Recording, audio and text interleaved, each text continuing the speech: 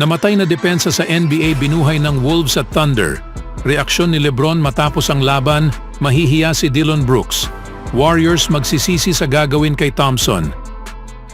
Ngunit bago ang lahat, kung gusto nyo ng matibay na basketball shoes, New Adidas Fashion, mabibili lamang sa halagang $1,299. Click lamang ang link sa comment section or bisitahin lamang ang tifen.com for more high-quality shoes. Kasunod ang 73 points na pambulaga ni Luka Doncic at 70 points ni Joel Embiid, mukhang nasettle na ang ideya sa mga eksperto na patay na ang depensa sa NBA. Subukan mong sabihin ito sa pagitan sa laban ng Timberwolves at Thunder. Ang kanilang season series na natapos sa isang 107-101 na panalo ng Minnesota nitong araw sa Paycom Center ay halos parang pelikula ni Bruce Lee. Suntukan, mga zone defense at pang-i-intimidate. Ang labang naganap ngayon ay naglalaman ng lahat ng iyon.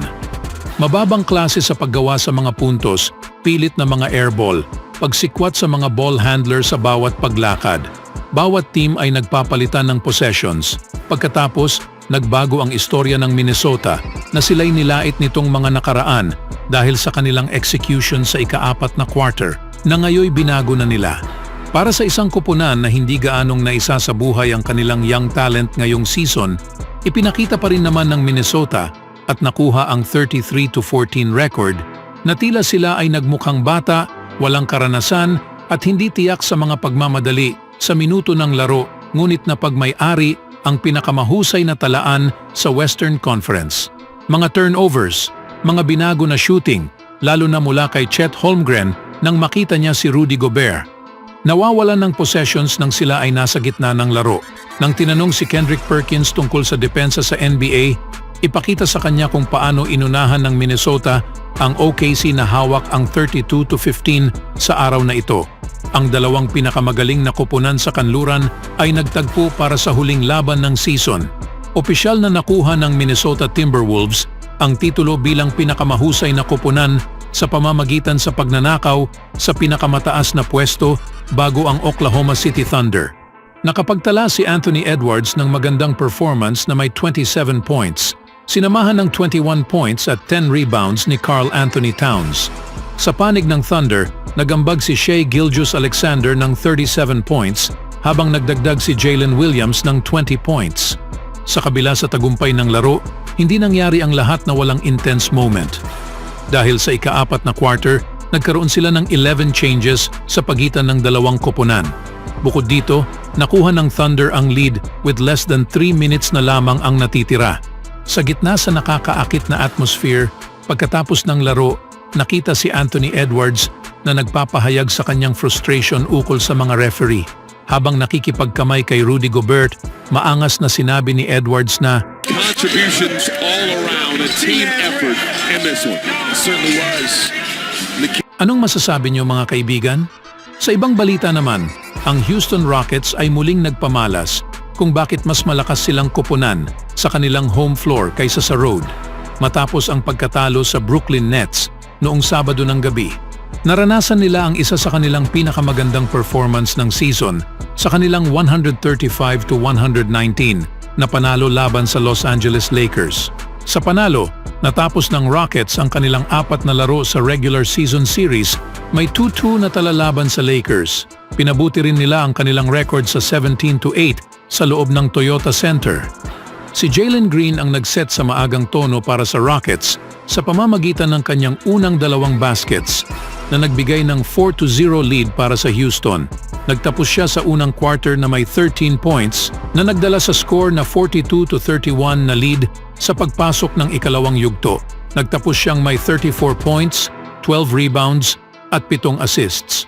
Sa dulo ng unang kalahati, si Green ang nanguna sa Rockets sa 78-60 sa halftime lead na itinuring bilang pinakamataas na puntos na nakuha ng Houston sa isang half sa buong season. Subalit kahit gaano kahusay ang nilaro ni Green, hindi niya kailangang gawing solo act ang laro dahil si Alperen Sengun ay nagpatuloy rin sa kanyang all-star bid sa pamamagitan ng 31 points, 12 rebounds at 7 assists. Nagtala si Dillon Brooks ng 17 points sa kanyang 7 of 12 shooting. Binuo ng Rockets ang kanilang lead patungo sa 30 points, ngunit lumaban ang Lakers at hindi sumuko. Na-outscored nila ang Rockets sa 35-27 sa ika-4 na quarter, ngunit hindi naging sapat ang comeback attempt. Nakat nila ang kanilang double-digit deficit sa 10 sa score na 121-111 sa loob ng 3 minuto ang natitira sa ika-4 na quarter. Nagtala si LeBron James, Anthony Davis at D'Angelo Russell ng tig 23 points. Nagdagdag si James ng 10 assists at 6 na rebounds sa pagkatalo. Sa shoot-around, sinabi ni Cam Whitmore na hindi siya aatras kay LeBron James sa kanilang unang paghaharap. Nanatili si Whitmore sa kanyang salita at nagkaroon ng impresibong performance sa kanyang maagang career. Pumasok si Whitmore mula sa bench at nagambag ng 20 points sa 7 of 12 shooting. Nagtala siya ng 9 points sa loob ng 83 seconds sa first quarter na may 3 dunk attempts. Isa sa mga dunk ni Whitmore ay dumating habang tumutunog ang buzzer na nagtatapos sa quarter. Because he's doing it to Lakers. Oh my, he's got another one. Yo. No way. Yo.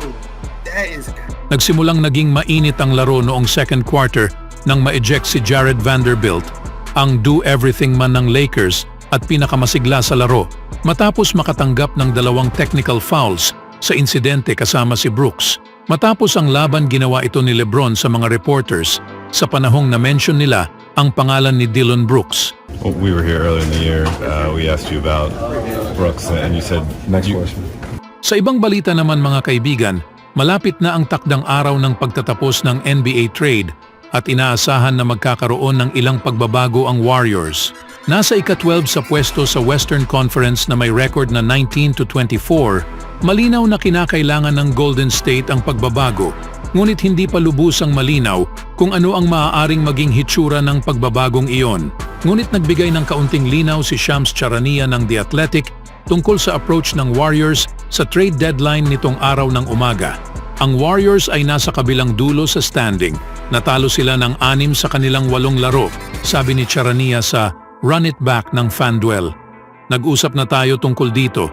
Lahat ay maaaring mapag-usapan maliban kay Steph Curry. Kaya kapag iniisip mo, sa totoo lang, si Jonathan Kuminga, Brandon Podziemski, mga yan ang 2 players na mataas ang tingin nila at nais nilang panatilihin ito sa matagalang panahon. Tinanaw sila bilang bahagi sa kanilang core sa hinaharap. Bagaman si Wiggins at Paul ay konektado sa iba't ibang chismis sa kalakaran sa negosyo sa mga nakaraang linggo, isang sorpresa para sa iba ang pagsali ni Thompson sa usapang ito. Naayon pa nga kay Charania, inaasahang tatanggapin ng Warriors ang mga iilang tawag sa labas at makikinig sa mga posibleng trade, kasama ang pangalan ni Klay, Wiggins at Chris Paul. Si Thompson ay naglaro sa kanyang buong karera sa NBA kasama ang Warriors at pinahayag na nagsabing nais niyang magretiro sa organisasyon na nag-draft sa kanya bilang ika-11 sa pangkalahatang pick noong 2011 NBA Draft. Ang Splash Bro ay nag-struggle sa hindi kapani-paniwala sitwasyon. Ang Splash Bro ay nag-struggle sa hindi kapani-paniwalang sitwasyon sa simula ng season. Ngunit nagbigay ng mga bahagyang pagpapakita sa kanyang dating sarili sa mga nakaraang laro. Ang 33-year-old ay may average na 17.6 points sa 42.1% shooting mula sa field at 38.5% mula sa 3-point range, kasama ang 3.4 rebounds at 2.4 assists sa loob ng 42 games. Sa ngayon, ito ay pawang palaisipan lamang, ngunit kinakailangan ng Warriors na gumawa ng malalaking pagbabago kung nais nilang makapasok ulit sa larawan ng NBA playoffs. Bago pa man mahuli ang lahat, anong masasabi niyo mga kaibigan?